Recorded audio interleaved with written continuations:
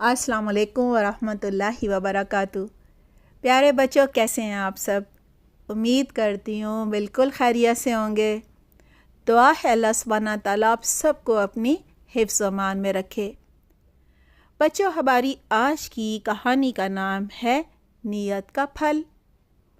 آج ہم یہ جانیں گے کہ اللہ سبحانہ تعالیٰ کسی کا اجر، کسی کا ثواب ضائع نہیں کرتے، پورا اجر دیتے ہیں، بہت ہی قدردانی کرتے ہیں اگر کوئی کام اخلاص کے ساتھ کرے، یعنی صرف اللہ کو راضی کرنے کے لیے، خوش کرنے کے لیے کرے، اور اجر و ثواب کی امید بھی صرف اللہ سبحانہ تعالیٰ سے رکھے، یعنی کوئی کام لوگوں کو خوش کرنے کے لیے نہیں کرے، صرف اللہ کو راضی کرنے کے لیے، تو پھر اللہ سبحانہ تعالیٰ پورا اس کو اجر و ثواب دیتے ہیں۔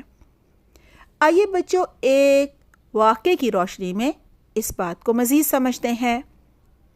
حضرت ابی بن کعب رضی اللہ عنہ کہتے ہیں، میرا ایک چچا زاد بھائی تھا جس کا گھر مسجد نبوی سے بہت زیادہ دور تھا، یعنی مدینہ کے تمام مسلمانوں میں اس کا گھر مسجد سے سب سے زیادہ دور تھا۔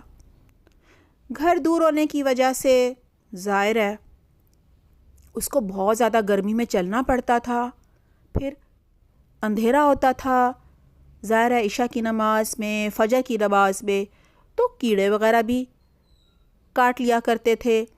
لہٰذا ایسا ہوا کہ ایک دن حضرت ابی بن کعب رضی اللہ عنہ کہتے ہیں، میں نے اپنے اس چچا زاد بھائی سے کہا، تم کوئی گدھا کیوں نہیں خرید لیتے تاکہ اس پر سوار ہو کر مسجد میں آ سکو، اس طرح گرمی سے بھی بچ جاؤ گے اور اندھیرے میں گدھے پر سوار ہونے کی وجہ سے کیڑے مکوڑوں سے بھی بچ جاؤ گے۔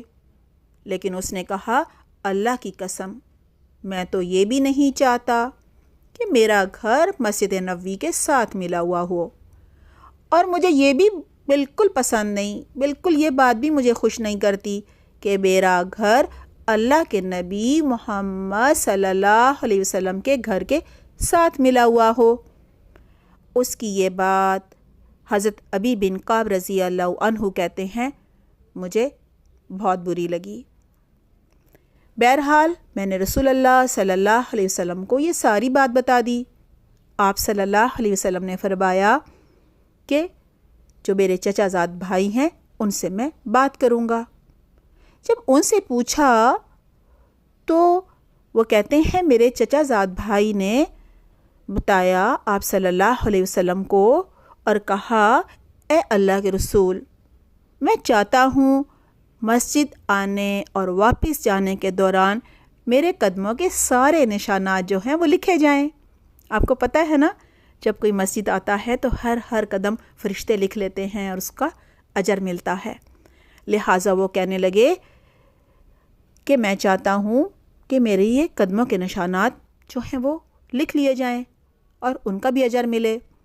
آپ صلی اللہ علیہ وسلم نے فرمایا، اللہ نے تمہیں یہ سب کچھ عطا فرما دیا، یعنی تمہارے ہر قدم کو لکھ لیا گیا، اور ہر قدم کے بدلے اجر و ثواب اور درجہ جو ہے وہ تمہیں ملے گا، اور تمہارے لیے وہی کچھ ہے، یعنی وہی اجر ہے جس کی تم نے نیت کی ہے۔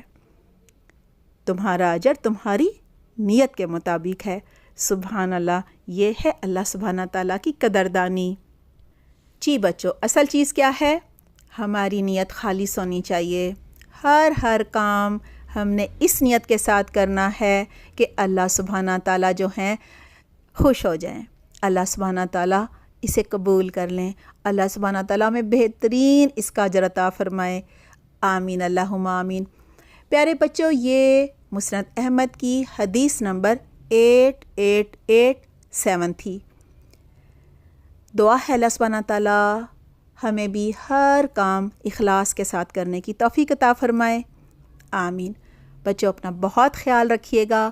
سبحانک اللہم و بحمدک، نشہد ان لا الہ الا انت، نستغفرک و نتوب الیک۔ والسلام علیکم ورحمۃ اللہ وبرکاتہ۔